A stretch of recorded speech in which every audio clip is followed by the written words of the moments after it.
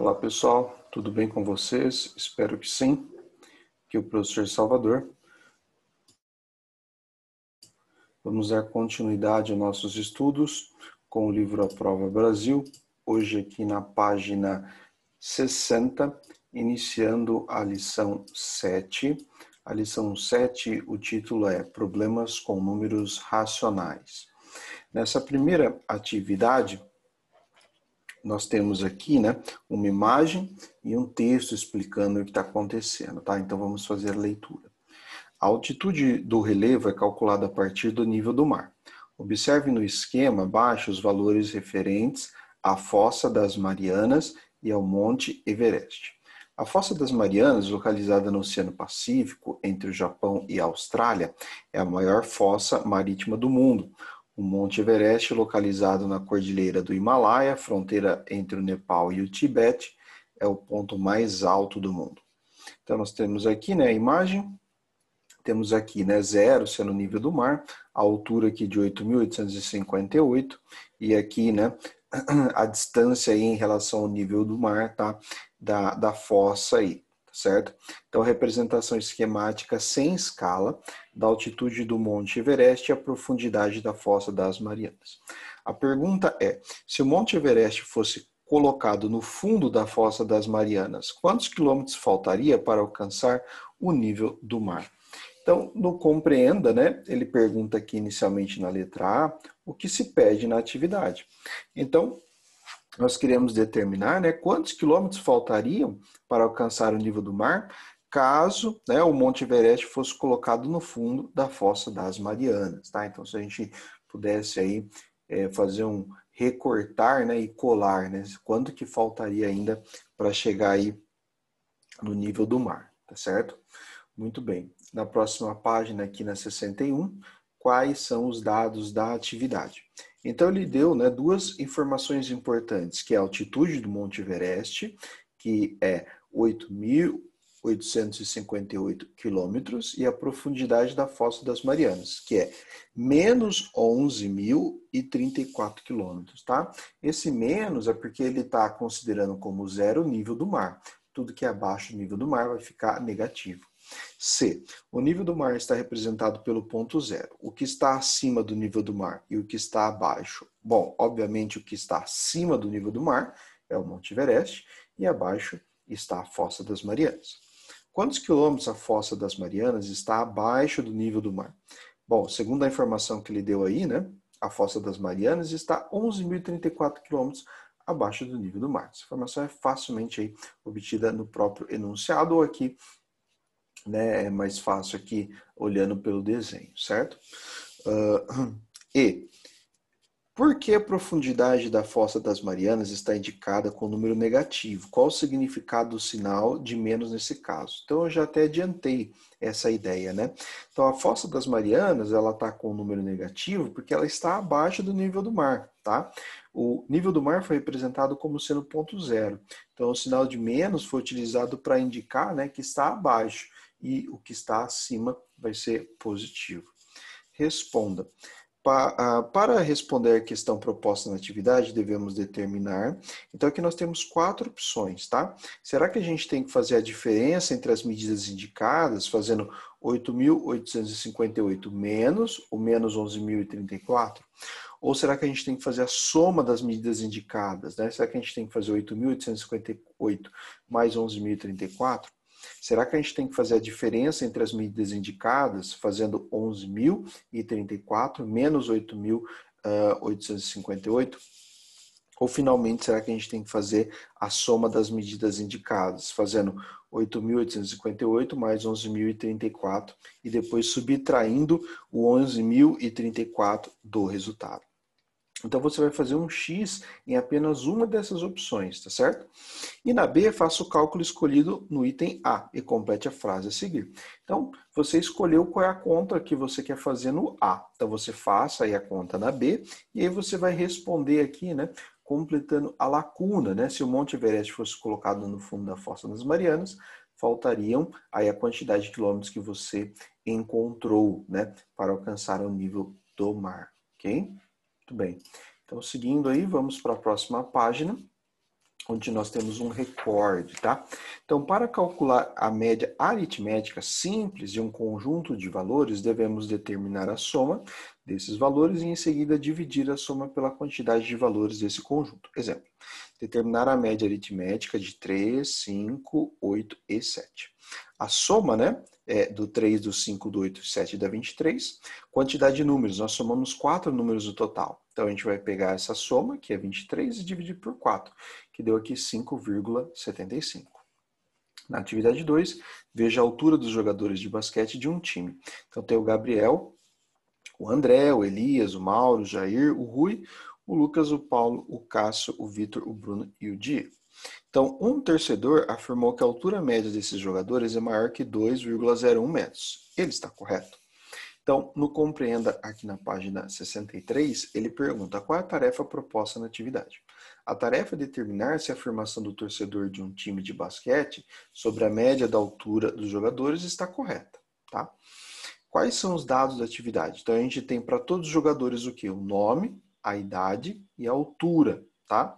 Além da afirmação do torcedor, que ele fala que se a gente fizer a média, esse número ele vai ser maior do que 2,01 metros. Responda.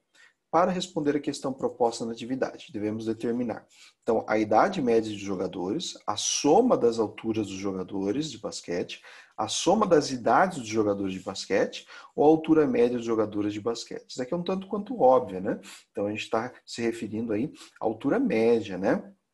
E não a idade ou a soma das alturas, é a média das alturas, tá? Então, B, faça o cálculo escolhido no item A e depois complete a frase a seguir. Então, o que a gente vai ter que fazer, né, aqui na letra B? Nós teremos que somar todas as alturas, tá certo? Então, você vai fazer lá, qual é a primeira altura, né? O do Gabriel. Então, você vai fazer 2,08 mais a altura do André, que é 1,99. Então, você vai lá, vai fazer mais 1,99. Depois, a próxima altura do Elias, 1,97. Você vai fazer mais 1,97. E aí você vai fazer a soma de todas as alturas deles, tá? O resultado dessa soma você vai ter que dividir por 12. Por que 12? Porque é o número total de jogadores, tá certo? Isso vai dar um número, certo? Provavelmente a gente vai ter que fazer uma aproximação, tá? Nem sempre o resultado vai dar um número, né, inteiro, muitas vezes dá um número com vírgula. Aí, o resultado que você encontrar, você vai colocar aqui, ó, a altura média dos jogadores de basquete nesse time aproximadamente, aí você coloca a resposta aqui nessa lacuna, certo? E aí, na letra C. Com base em seus cálculos, pode afirmar que o torcedor estava. Então, será que ele estava correto na afirmação? Pois a altura média é maior que 2,1. Então, será que esse número que você encontrou aqui na B deu mais do que 2,1? Correto, pois a altura média é maior do que 2. Então, observa que, né, não foi bem isso, né, que ele falou aqui no enunciado. Ele falou a afirmação, né, que era maior que 2,01.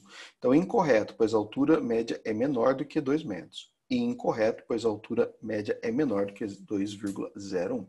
Então, o X que você vai marcar aqui na C depende do cálculo que você fez na letra B, certo? Então, indo para a próxima página, agora a 64, na atividade 3, Júlia trabalha como vendedora e seu salário é de R$ 2.200. Com os descontos, ela recebe apenas R$ 1.800.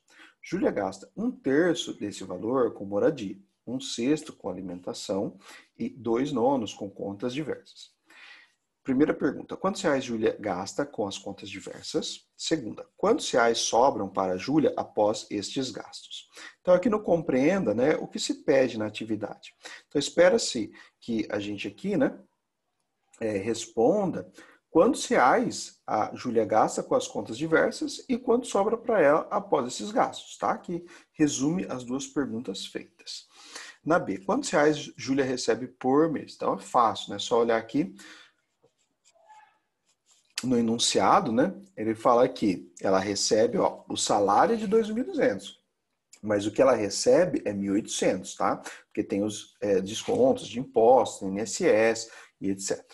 Então, o que ela recebe é apenas os 1.800. Que fração desse valor corresponde aos gastos de Júlia com moradia?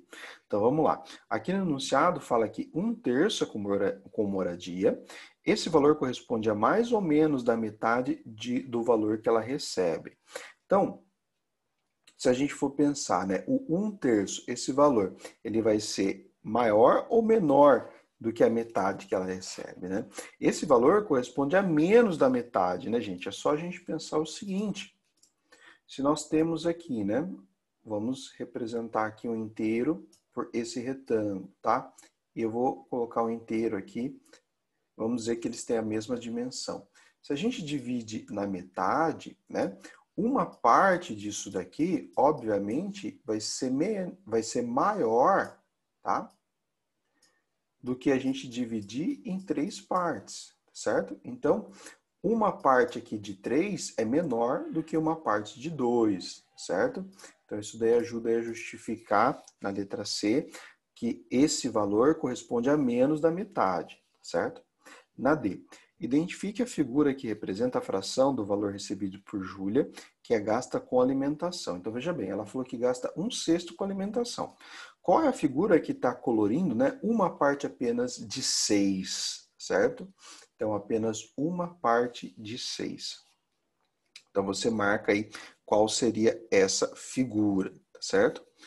Bom, aqui na sequência, na 65.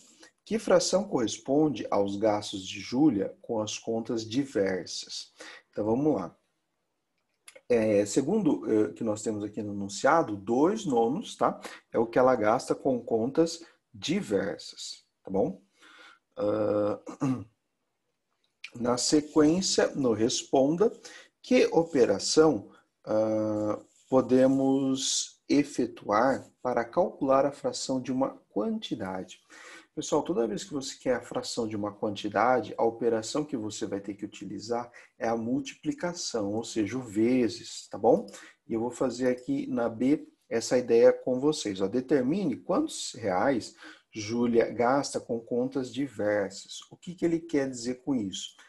Quanto que é 2/9 de 1.800, tá? Então, conforme a gente respondeu ali na letra A, toda vez que você quer calcular uma fração de um número, você vai ter que multiplicar essa fração por esse número, tá? Como que a gente faz isso, professor? Você vai ter que fazer o seguinte, ó. Os números de cima a gente vai multiplicar, ou seja, a gente vai ter que fazer 2 vezes o 1.800, tá certo? E o resultado disso a gente vai ter que dividir por 9, certo? Bom, o dobro de 1.800 é 3.600, certo? Então, o dobro de 1.800, 3.600. E a gente vai dividir aqui por 9. Quanto que dá 3.600 dividido por 9? Então, 400. Então, aqui a gente descobriu o quanto ela gasta, né, das contas diversas, tá? Então, são 400 reais.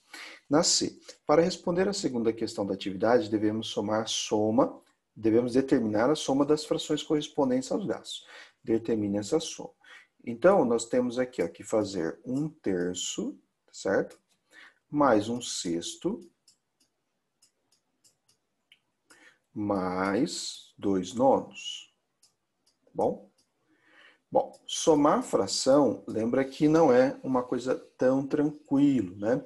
Principalmente quando os denominadores são diferentes. A gente tem que fazer, né, um processo, tá? Que é determinar inicialmente o tal do MMC, tá? MMC de quem? De 3, de 6 e de 9. Como que faz isso mesmo, professor? Ó, a gente vai pegar esses 3 números, vamos separá-los aqui ó, com uma vírgula, e nós vamos colocar um traço aqui. Do lado esquerdo serão os resultados das divisões, tá? Pelos números primos, tá? Que nós temos. Quem que é o primeiro número primo? É o 2. Então, nós teremos, né, que tentar fazer as divisões aqui, tá? Desses números pelo número 2, tá certo? E só a gente vai efetuar as divisões quando o resto for zero, ou seja, quando a divisão for inteira. Igual, 3 dividido por 2 não dá resto zero, então a gente copia o 3. O 6 dividido por 2 dá 3, né? Então a gente coloca ele aqui porque dá resto zero. O 9 não dá, né, para a gente dividir pelo 2 e dá resto zero. Então aqui nós vamos copiar o 9. Bom, o 2 já acabou, né? Daqui o 3 e o 9, nenhum é par. Então nós vamos para o próximo primo, que é o 3. 3 dividido por 3 dá 1, dá resto zero. 3 dividido por 3 dá 1, dá resto zero. E o 9 dividido por 3 dá 3. Agora, tem ainda o 3, então a gente não vai para o próximo primo, a gente ainda vai fazer a divisão. E aqui, os que tem 1 a gente só copia, né? Porque quando chega no 1 é o final. E finalmente chegamos aqui, né? Ao final do procedimento de achar MMC, onde a gente faz a multiplicação desses números. 2 vezes o 3 é 6, e 6 vezes o 3 é 18. Tá? Então, o 18 é o MMC. Muito bem, para que a gente vai usar então esse 18, tá? A gente vai copiar ele aqui no denominador. E agora a gente faz um processo, né? Onde, na verdade, a gente está trabalhando com frações equivalentes, que a gente vai sempre, para cada uma das frações aqui, ó, a gente vai dividir por esse de baixo, e o resultado a gente multiplica pelo de cima. Então, 18 dividido por 3 dá 6. 6 vezes 1 dá 6. Mais, porque aqui a gente está somando, 18 dividido por 6 dá 3. 3 vezes 1, 3. 18 dividido por 9 dá 2. 2 vezes 2, 4. Certo? Então, aqui, 6 mais 3 mais 4 dá 13. Sempre que a gente puder, a gente simplifica a fração. No caso, 13 e 18 não tem como simplificar, e esse é o resultado. D. Agora determine a fração que corresponde ao dinheiro que sobra para a Júlia. Então, vamos pensar o seguinte. O total, né, seria 18 partes de 18 partes que eu dividi, tá certo? Se eu pego o inteiro, dividir 18 partes, e pego 18 partes, dá o inteiro.